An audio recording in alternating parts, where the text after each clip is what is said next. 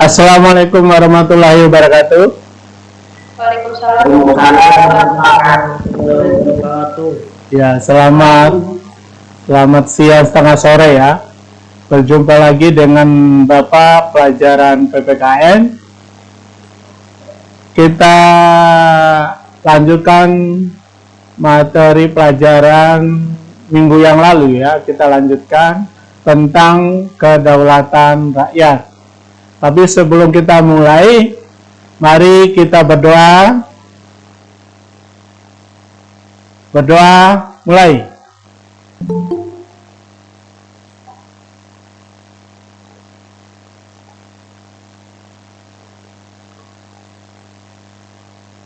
Selesai. Terima kasih yang sudah bergabung dan mengikuti pelajaran Bapak pada hari ini. Materi yang lalu tentang kedaulatan, yaitu kalau nggak salah terakhir tentang bentuk dan prinsip kedaulatan Republik Indonesia, sampai pada poin yang Bapak kasih tugas seminggu yang lalu, yaitu tentang, masih ingat tugas seminggu yang lalu?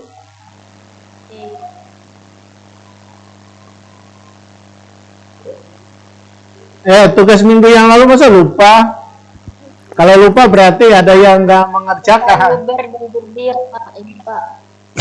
Ya, tugas minggu yang lalu yaitu tentang asas pemilu Indonesia. Iya, betul.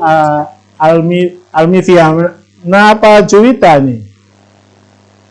Juwita, Pak. Oh, Juwita ya. Asas pemilu di Indonesia berdasarkan undang-undang yang berlaku di Indonesia tentang pemilihan umum, yaitu ada berapa?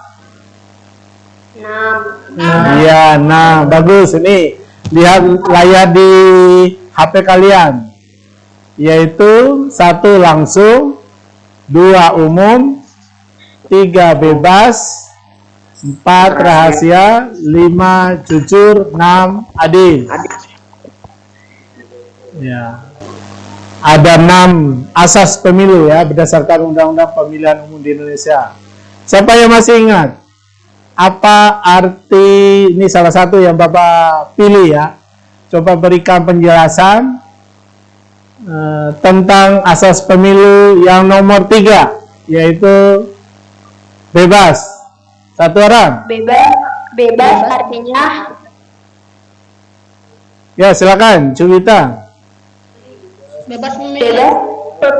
Artinya rakyat berhak memilih menurut hati nuraninya tanpa adanya pengaruh, tekanan atau paksaan dari siapapun atau dengan apapun. Iya, betul. Dari 6 asas itu, salah satunya yang Bapak sebutkan ini. Coba tebak yang mana dari 6 asas itu, yaitu bahwa dalam pemilihan umum memiliki persyaratan, yaitu sudah berumur 17 tahun atau pernah menikah. Itu salah satu arti dari asas pemilu yang mana? Umum, Pak, umum. Ya? Umum. Ya, pintar. Ya, syaratnya semua warga negara Indonesia yang memenuhi persyaratan.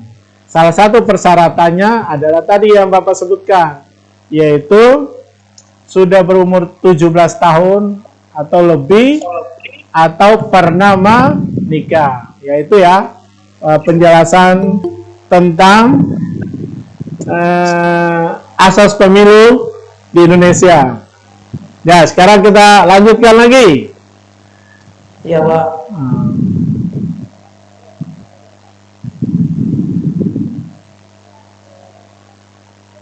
Bapak nggak lama-lama nanti di sini ya. karena nanti di menit-menit terakhir Bapak kasih tugas di pukul 15 nanti kalian buka Google Classroom-nya, nanti Bapak akan kirim soal buat ulangan harian yang kedua, ya. Udah jelas?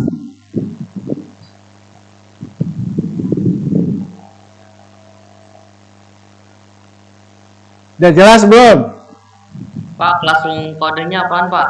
Ya. Kode apa? Classroom. Masa baru sekarang udah belajarnya dari awal bulan Juli, akhir Juli kok sampai sekarang belum punya kode Classroom? Baru bergabung? Belum? Baru? Oh, baru ikut? Baru ganti HP. Oh, ganti HP ya. Ya udah, nanti Bapak kirim di grup kelasnya ya, atau WA. Di kelas mana kamu? 9B, Pak. 9B. Siapa namamu? Fikri Fadila Effendi. Fikri. Duh, kan kamu udah banyak nilainya itu. Nilainya udah lengkap kan? Soalnya ada di Google Classroom sebagian, di WA Iya. grup. Itu HP yang satunya, Pak, yang rusak. Oh, iya. Ya udah, nanti Bapak kirim kode Classroom-nya ya. Nanti di pukul 15. Udah, sekarang kita lanjutkan. Apa pentingnya pemilu bagi suatu negara? Sambil dicatat ya, karena nanti soal ulangan buat semester ganjil, karena sebagian besar Bapak membuat soal dari materi yang Bapak sampaikan setiap Google Meet ya. Ya, sekarang kita lanjutkan. Pentingnya pemilu bagi suatu negara. 1. Pemilu merupakan suatu mekanisme transfer kekuasaan secara damai bagi pemegang kekuasaan politik.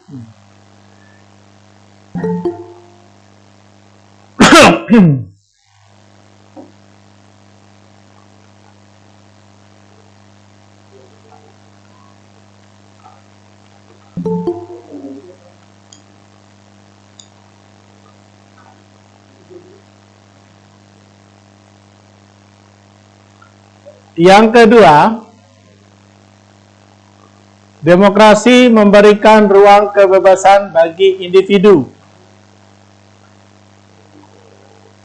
Artinya, konflik yang terjadi selama pemilu dapat diselesaikan melalui lembaga-lembaga demokrasi di Indonesia.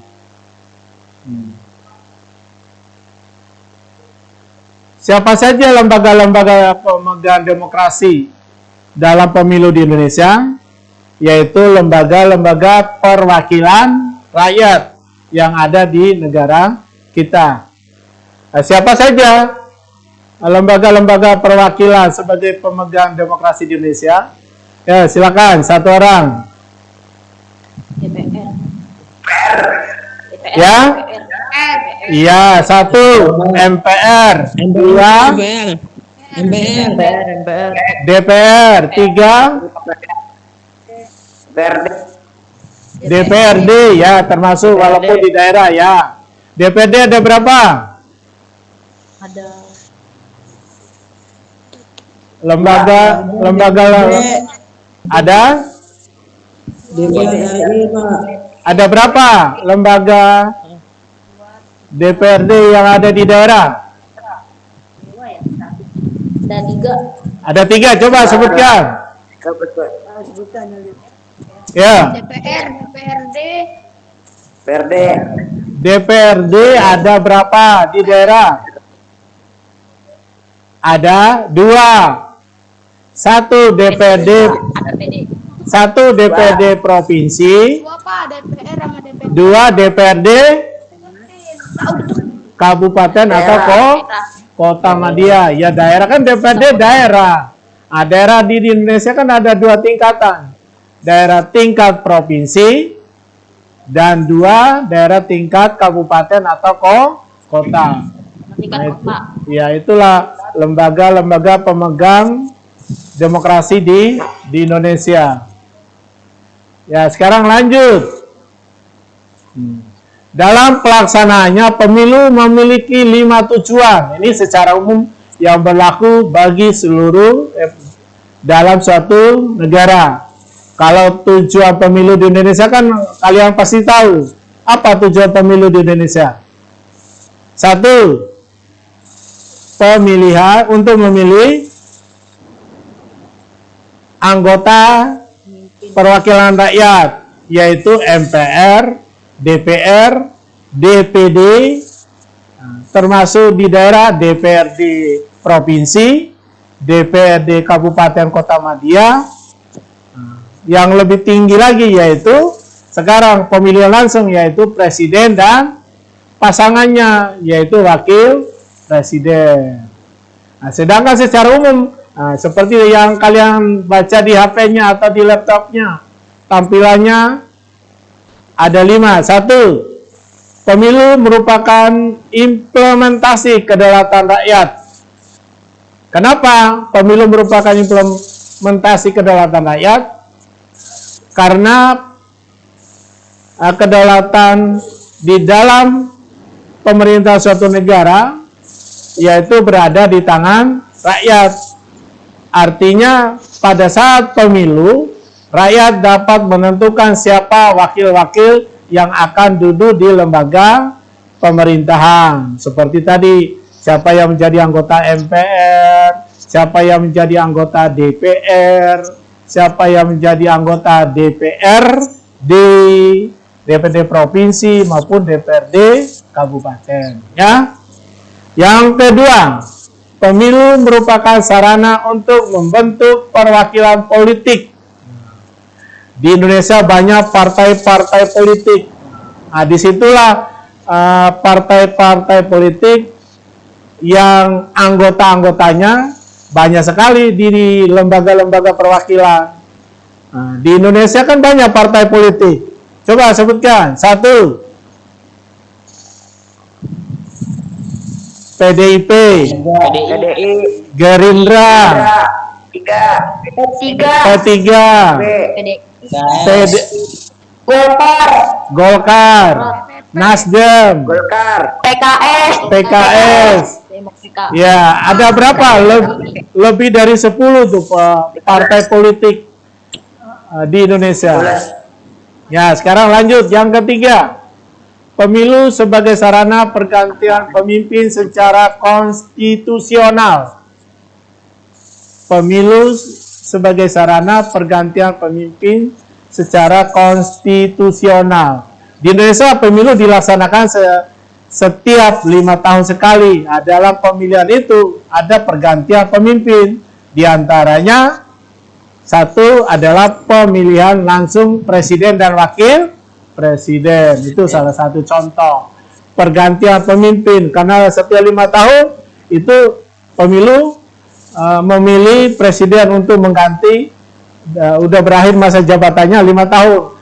Kalau presiden menurut Undang-Undang Dasar itu masa jabatannya hanya 2 periode, 2 periode atau 10 tahun. Sesudahnya tidak boleh lagi karena dibatasi oleh konstitusi. Apa itu konstitusi? Undang-undang dasar, ya. Yang berikutnya, yang keempat, pemilu sebagai sarana pemimpin politik yang memperoleh legitimasi. Pemilu merupakan sarana pemimpin politik. Setiap partai politik ada pemimpinnya. Nah, pemimpin politik itu boleh dicalonkan menjadi kepala pemerintah, kepala negara boleh, ketua DPD boleh, ketua MPR boleh, DPR boleh, tergantung aspirasi dari masing-masing partai politik, ya. Terus yang ke-5, Pemilu merupakan sarana partisipasi politik masyarakat. Artinya melalui pemilu rakyat secara langsung dapat menetapkan kebijakan publik melalui dukungannya kepada kontestan yang memiliki program aspiratif, program yang mewakili suara-suara dari rakyat atau dari masyarakat. Kebijakan publik apa saja yang dicanangkan oleh para kontestan, oleh para wakil-wakil dalam partai politik itu? Nah, kebijakan publik kan macam-macam. Ada kebijakan publik yang bersifat tertulis, ada kebijakan publik yang bersifat tidak tertulis. Nah, kebijakan publik yang tertulis seperti yang tertuang di dalam peraturan perundang-undangan. Kalau yang tidak tertulis itu seperti yang dilakukan oleh kebiasaan-kebiasaan yang dilakukan oleh pejabat-pejabat negara. Tetapi itu yang bersifat resmi dalam pemerintahan negara. Contohnya apa? Kebijakan publik yang bersifat tidak tertulis. Misalnya pidato presiden setiap tahun setelah HUT kemerdekaan, namanya pidato kenegaraan. Tanggal berapa itu setiap tahun? Siapa yang bisa Bapak kasih hadiah? Pidato kenegaraan itu dilakukan oleh presiden setiap tahun tanggal ya. Agustus. Ya, Agustus. 17 Agustus. Itu pidato dalam rangka HUT kemerdekaan. Yang Bapak tanya pidato kenegaraan. 1 Januari, Pak. So, 1 Januari. Ya, 1 Januari itu lahirnya Kongmu. Jangan asal tebak. Yaitu tanggal 16 Iya, 16 Agustus. Itu pidato kenegaraan. Walaupun tidak tertulis, itu suatu kebiasaan yang dilakukan oleh kepala negara. Ya. Poin yang terakhir sebelum Bapak nutup. Secara singkat, tujuan pemilu. Kalian tulis nggak itu apa yang Bapak sampaikan atau yang kalian lihat atau baca di tampilan? Tulis ya? Saya screenshot, Pak. Oh, udah. Screenshot, Pak. Ya? Di screenshot. Ya. Secara singkat, tujuan pemilu adalah untuk menyeleksi para pemimpin pemerintahan, baik eksekutif maupun legislatif. Pemimpin pemerintahan, eksekutif itu artinya apa? Yaitu kekuasaan dalam menjalankan atau melaksanakan undang-undang. Tugasnya. Iya, itu eksekutif. Kalau legislatif, itu kekuasaan untuk membuat undang-undang. Kalau di Indonesia, siapakah kekuasaan yang memiliki kekuasaan eksekutif? Siapakah kekuasaan eksekutif di Indonesia? Siapa? Eksekutif, coba ulangi. Eksekutif artinya apa tadi? Kekuasaan untuk Presiden, Pak. Presiden, Pak. Iya, pintar. Iya, presiden yang melaksanakan undang-undang. Jikri, ada bisikan dari luar ya? Bisikan goib. Oh, bisikan goib, baguslah. Wangsit, Pak. Kamu lagi bertapa, silakan teruskan. Yang berikutnya, Buat apa juga? legislatif. Siapakah pemegang kekuasaan legislatif? DPR, Pak. Ya? DPR. Ya. Yang punya MPR, Pak. Yang punya kekuasaan legislatif di Indonesia adalah presiden bersama DPR dalam melaksanakan tugasnya sebagai pembuat undang-undang. Sampai sini ada yang mau ditanyakan, ada yang kurang jelas? Monggo. Bapak. Udah jelas? Ya, sebelum Bapak tutup, Bapak mau ngecek lagi absennya ya. Yang baru muncul atau yang baru bergabung siapa tadi? Muncul. Jangan keluar dulu ya. Bapak mau absen dulu, jangan keluar dulu. Ya. Yuk. Bapak mau absen ulang. Ahmad Alani. Ahmad Alani kelas berapa tadi? Udah belum? Ahmad Tele. Udah. Udah tadi. Siapa yang baru bergabung? Bagas kelas berapa? 9B. Ya, 9B. Siapa lagi yang baru bergabung? Hoiria udah tadi ya? Saya. Hoiria udah tadi ya? Hoiria, mana orangnya? Suaranya? Halo?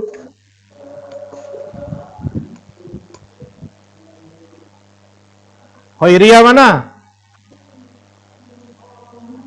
Orangnya kemana nih? Hari mana Wil? Hoiria, halo Hoiria. Nggak ada kali orangnya. Hani. Hoiria, di Bapak cek nggak ada di absen ini. Lagi BAB kali Pak. Bab. Hoiria nggak ada. Terus siapa lagi yang baru bergabung? Siti udah tadi, Saril tadi udah ya? Udah Pak, udah. Jirdan udah. Jirdan kelas mana Jirdan? Muhammad Jirdan ya.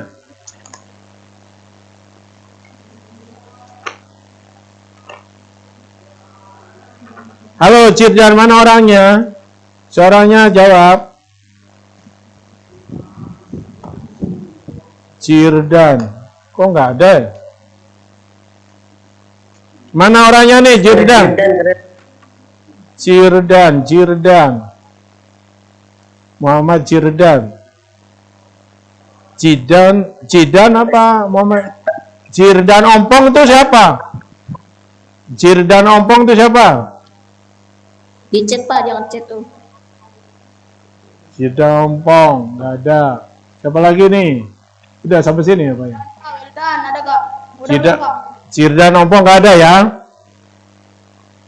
Juli. Sama siapa tadi? Si Hoiria tadi ya? Hoiria. Mungkin besar ya Mas. Ya udah. Kalau nggak ada yang mau ditanyakan, Bapak akhiri. Nanti kalian sambung ulangan, lihat di Google Classroom ya. Nanti Bapak akan kirim juga kodenya sama linknya di WA Group. Ya, di GC. Jam berapa Pak? Nanti jam 3 mulainya, 5 menit lagi ya. Paling Dulu Pak. Ya. Ya udah, Bapak tutup. Sebelum Bapak tutup, kita akhiri dengan berdoa. Berdoa dimulai. Asri. Berdoa selesai. Min. Ya, terima kasih kalian sudah bergabung. Assalamualaikum warahmatullahi wabarakatuh. Waalaikumsalam warahmatullahi wabarakatuh. Takbir.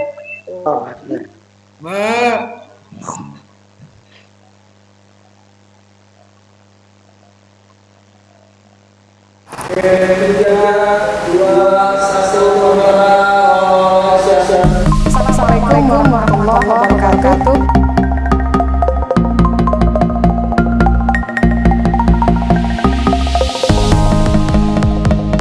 Yuk, sebelum kita mulai belajar, kita juga doa terlebih dahulu.